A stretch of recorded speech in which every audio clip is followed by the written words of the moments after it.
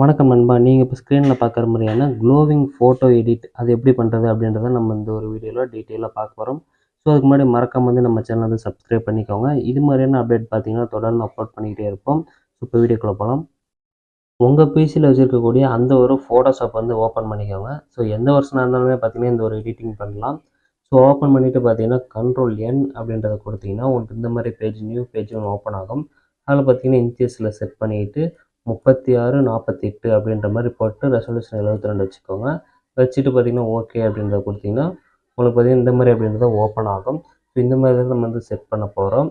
So அடுத்தது பார்த்தீங்கன்னா நான் இந்த மாதிரியான ஒரு ஃபோட்டோ ஒன்று எடுத்துக்கிட்டேன். இதை பார்த்தீங்கன்னா நான் கட் பண்ணிவிட்டு அதில் பார்த்தீங்கன்னா பேஸ்ட் பண்ண போகிறேன். கட் பண்ணிவிட்டு இதில் பார்த்தீங்கன்னா நான் பேஸ்ட் பண்ணிக்கிறேன். அப்படியே பார்த்தீங்கன்னா ஸ்மால் இமேஜாக வச்சுக்கலாம். இந்த மாதிரி அப்படின்னா பார்த்தீங்கன்னா சின்னதாக செட் பண்ணிக்கிறேன். இந்த மாதிரியான ஒரு பேக்ரவுண்ட் ஒன்று நான் கொடுத்துருப்பேன். இந்த ஒரு பேக்ரவுண்டை நீங்கள் எடுத்துக்கோங்க. ஸோ எடுத்துகிட்டு பார்த்தீங்கன்னா என்ன பண்ணுறீங்கன்னா இதை அப்படியே ட்ராக் பண்ணி அதில் விட்டுருக்கோங்க. ட்ராக் பண்ணிவிட்டு இந்த பேக்ரவுண்டுக்கு பார்த்தீங்கன்னா கலர் நம்ம வேறு கலர் ஒன்று வைக்கணும். ஸோ என்ன கலர்ன்றதை நான் இப்போ பர்சன்டேஜோடு பார்த்தீங்கன்னா சொல்ல போகிறேன். ஸோ கவனமாக பார்த்தீங்கன்னா நோட் பண்ணிக்கோங்க. ஸோ அது பார்த்தீங்கன்னா சியான் 100 மெஜந்தா 100 அப்படின்றத கொடுத்தீங்கன்னா உங்களுக்கு ராயல் ப்ளூ வந்திருக்கும். அப்படியே ஆல்ட்டு டெலீட் அப்படின்னு கொடுத்தீங்கன்னா உங்களுக்கு கலர் ஃபில் ஆயிரும். அடுத்து பார்த்தீங்கன்னா இந்த மாதிரியான பேக்ரவுண்ட் எடுத்துருக்கோம்ல இதை அப்படியே நீங்கள் நல்லா பெருசாக அப்படி வச்சுக்கோங்க. ஜூம் பண்ணி இதுக்கேற்ற மாதிரியான ஃபோட்டோ செட் பண்ணுற மாதிரி நீங்கள் செட் பண்ணிக்கோங்க. இந்த மாதிரி அப்படி தான் அட்ஜஸ்ட் பண்ணிவிட்டு இதை பார்த்தீங்கன்னா Ctrl+Shift ஓப்பன் ப்ராக்கெட் கொடுத்தீங்கன்னா பேக்கில் போயிடும். இதை அப்படியே என்ன பண்ணுறோன்னு பார்த்தீங்கன்னா Ctrl+B இல்லை Ctrl+U கொடுத்துக்கோங்க. Ctrl+U கொடுத்து இது இந்த மாதிரி அப்படின்றத கொடுத்தீங்கன்னா உங்களுக்கு கலர் சேஞ்ச் ஆகிறது தெரியும். இதில் பார்த்தீங்கன்னா நம்ம ப்ளஸ் 125 அப்படின்றத நம்ம வச்சுக்கலாம். ஸோ இல்லைனா கூட பார்த்தீங்கன்னா ப்ளஸ் 135 125 வச்சுப்போம். ஸோ அதுவே நல்லா தான் இருக்குது. வச்சுட்டு பார்த்தீங்கன்னா அடுத்து என்ன பண்ண போகிறோம்னு பார்த்தீங்கன்னா M டூல் அடிங்க. M டூல் அடித்தோடனே பார்த்தீங்கன்னா இந்த மாதிரி அப்படின்ற ஒரு பாக்ஸ் போடுங்க. போட்டு Ctrl+Shift+N அப்படின்றத கொடுத்தீங்கன்னா உங்களுக்கு நியூ லேயர் ஓப்பன் ஆகும். என்ட்ரு அடிச்சிருங்க. அடிச்சுட்டு பார்த்தீங்கன்னா ஆல்ட்டு டெலீட் அப்படின்றத கொடுத்தீங்கன்னா உங்களுக்கு ப்ளூ கலரில் ஃபில் ஆகும். அதை பார்த்தீங்கன்னா Ctrl+Shift அப்புறம் பார்த்தீங்கன்னா க்ளோஸ் ப்ராக்கெட் கொடுத்தீங்கன்னா உங்களுக்கு மேலே வந்துடும். இது என்ன பண்ண போகிறோன்னு பார்த்தீங்கன்னா நல்லா டார்க் பிளாக் ப்ளூ மாதிரி ஒரு கலரில் பார்த்தீங்கன்னா வச்சுக்கோங்க. நீங்கள் பிளாக் இல்லைனா ஃபுல்லாக வச்சுக்கோங்க. பிளாக் வச்சுட்டு பார்த்தீங்கன்னா ஓகே கொடுத்துருங்க. ஓகே வந்து Ctrl+Shift+Delete கொடுத்தீங்கன்னா பார்த்தீங்கன்னா உங்களுக்கு இந்த மாதிரி அப்படின்றத ஃபில் ஆகும். ஃபில் ஆனோடனே பார்த்தீங்கன்னா இது எரேஸ் டூல் அப்படின்ற ஷார்ட்கட் அது. அதை அழுத்திட்டு பார்த்தீங்கன்னா இந்த மாதிரி அப்படின்றத நீங்கள் அப்படியே மேலாப்பில் அப்படியே எரேஸ் பண்ணிக்கோங்க. இப்போ பார்த்தீங்கன்னா எரேஸ் பண்ணியாச்சு. இது அப்படியே இன்னும் கொஞ்சம் மேலே கூட நம்ம இழுத்து விட்டுக்கலாம். இழுத்து விட்டு இந்த ஃபோட்டோ பார்த்தீங்கன்னா இன்னுமே நம்ம பெருசு பண்ணிக்கலாம்னு நினைக்கிறேன். ஓகே, இப்போ இந்த மாதிரி இருக்கிறது நல்லா தான் இருக்குது. கொஞ்சம் நல்லா பெருசாக இருக்க மாதிரி இருக்குது ஃபோட்டோ.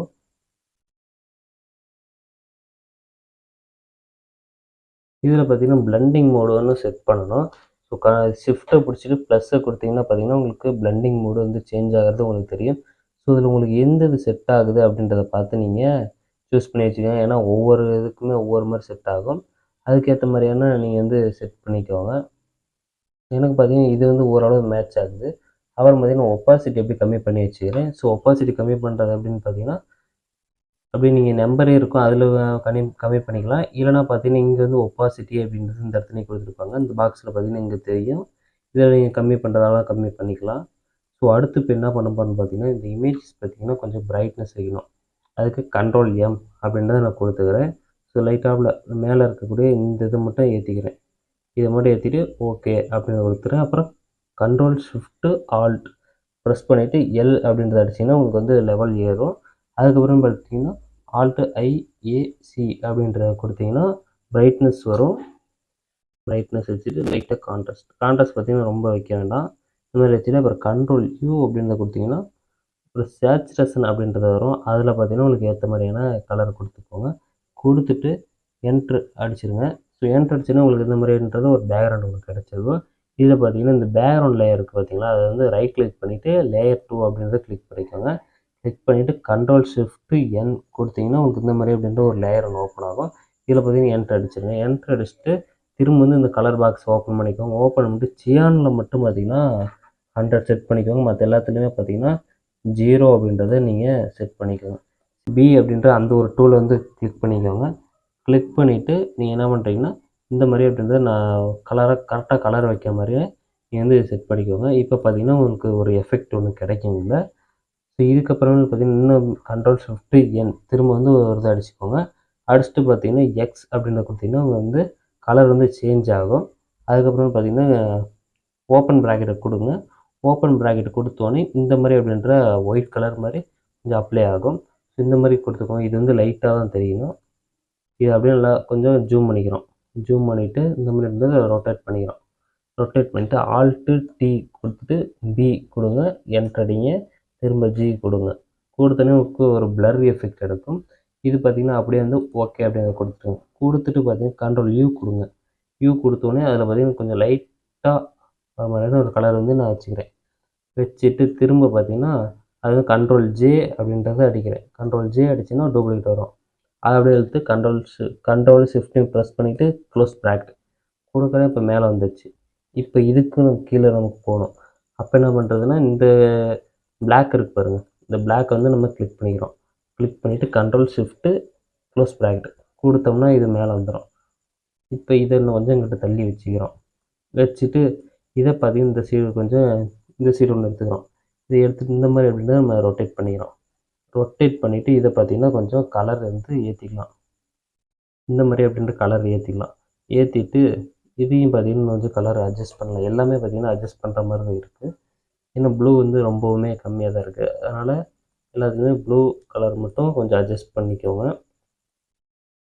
Ctrl+U கொடுத்தீங்கன்னா வந்து சேச்சுரேஷன் வரும். அதில் வந்து நீங்கள் அட்ஜஸ்ட் பண்ணிங்கன்னா உங்களுக்கு கலர் பார்த்தீங்கன்னா சூப்பரான ஒரு கலர் கிடைக்கும். அதை நீங்கள் போய்ட்டு அட்ஜஸ்ட் பண்ணிக்கோங்க. இதுக்குமே பார்த்தீங்கன்னா Ctrl+U கொடுத்துட்டு இன்னும் கொஞ்சம் கூட கலர் வச்சுக்கலாம். இந்த மாதிரி அப்படின்றத வச்சுக்கிட்டு ஓகே அப்படின்றத கொடுத்துருங்க. இதை அப்படியே மேலே கொண்டு போயிட்டு இந்த மாதிரி அப்படின்ற ரொட்டேட் பண்ணிக்கோங்க. பண்ணிவிட்டு இந்த இடத்துல வச்சுக்கோங்க. வச்சுட்டு இது இந்த ஒரு இதுக்கு மட்டும் பார்த்தீங்கன்னா ஷிஃப்ட்டை பிடிச்சிட்டு ப்ளஸ் அழுத்திக்கிட்டே இருந்தீங்கன்னா உங்களுக்கு வந்து ஒரு இது மாறுறது தெரியும். பிளட்டிங் மோடு மாறுறது தெரியும். அதில் பார்த்தீங்கன்னா இந்த மாதிரி அப்படின்றத வந்தோடனே ஓகே அப்படின்றத கொடுத்துருங்க. இது என்ன மோடுன்னு பார்த்தீங்கன்னா ஸ்க்ரீன் அப்படின்றத அந்த இது வந்தோடனே கொடுத்துக்கோங்க. இப்போ அடுத்து நம்ம Ctrl+V கொடுக்குறோம். கொடுத்தோன்னே இந்த மாதிரி அப்படின்றத நமக்கு வந்து நிற்கும். இதை பார்த்தீங்கன்னா Ctrl+T அடிச்சுட்டு இந்த மாதிரி அப்படின்றத ஜூம் பண்ணிக்கிறோம். ஜூம் பண்ணிவிட்டு இந்த மாதிரி ரொட்டேட் பண்ணிக்கிறேன். ரொட்டேட் பண்ணிவிட்டு இங்கிட்ட வச்சுக்கலாம்.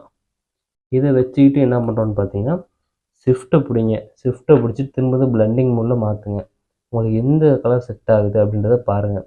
ஏன்னா ஒவ்வொரு இமேஜுக்குமே ஒவ்வொரு கலர் செட் ஆகும். இதில் பார்த்தீங்கன்னா இந்த கலர் கொஞ்சம் மேட்சாக இருக்குது. ஸோ அதனால் வந்து நான் இந்த கலரே வச்சுக்கிறேன். அடுத்து பார்த்தீங்கன்னா டைப் பண்ணணும்.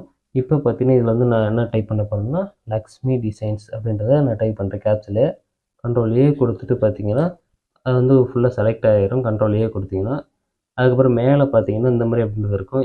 சென்டரில் இருக்கக்கூடிய இந்த இதை கிளிக் பண்ணிங்கன்னா உங்களுக்கு வந்து சென்டரில் வந்துடும். ஸோ அதுக்கப்புறம் மேலே இருக்கக்கூடிய அந்த டிக்கிங் கொடுத்துட்டு V அப்படின்ற டூல் எடுத்திங்கன்னா மூவ் டூலு அப்படியே நீங்கள் என்ன பண்ணுவீங்க ஷிஃப்ட்டை பிடிச்சிட்டு அப்படியே மேலே கொண்டு போங்க. கொண்டு போய்ட்டு அப்படியே வச்சிட்டிங்கன்னா அதை வந்து அப்படியே செட் ஆகிரும். அதுக்கப்புறம் பார்த்தீங்கன்னா கீழே வந்து இதே ஃபாண்ட்டை எடுத்துகிட்டு கீழே வச்சுக்கிறேன். Ctrl+Shift அடிச்சுட்டு க்ளோஸ் ப்ராக்கெட் அடிச்சுக்கிறேன். மேலே வந்துடும். இதுக்கு என்ன பண்ணுறேன்னு பார்த்தீங்கன்னா டிசைனர் அப்படின்றத நான் போட்டுக்கிறேன். Ctrl+T திரும்ப அடிச்சுக்கிறேன். அடிச்சுட்டு பார்த்தீங்கன்னா அடுத்து வந்து ஓகே கொடுத்துறேன். ஓகே கொடுத்துட்டு இது வந்து இன்னும் கொஞ்சம் கீழே வச்சுக்கலாம். வச்சுட்டு பார்த்தீங்கன்னா அடுத்து வந்து இது அப்படியே ஒரு டூப்ளிகேட் Ctrl+J அடித்தோம்னா டூப்ளிகேட் வந்துடும். அப்படி இழுத்து மேலே வச்சு பண்ணிக்கலாம். ஃபோட்டோஷாப் அப்படின்னு நான் வந்து டைப் பண்ணிவிட்டேன். டைப் பண்ணிவிட்டு இதில் பார்த்தீங்கன்னா மூணாவது ஒரு ஆப்ஷன் இருக்கும். இதில் வந்து 0 அப்படின்றத கொடுத்துக்கோங்க.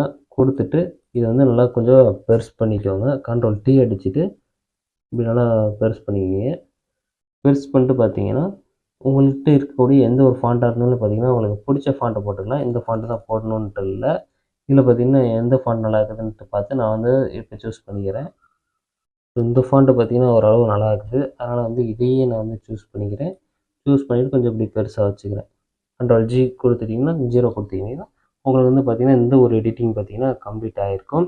ஸோ இந்த மாதிரியான வீடியோ பார்க்கணுன்னா மறக்காம வந்து நம்ம சேனல் வந்து சப்ஸ்கிரைப் பண்ணிக்கோங்க. ஸோ நெக்ஸ்ட் என்ன வீடியோ போடலாம் அப்படின்றத நீங்கள் வந்து கமெண்ட் பாக்ஸில் சொல்லுங்கள். ஸோ நன்றி, வணக்கம். நெக்ஸ்ட் வீடியோவில் பார்க்கலாம். பாய்.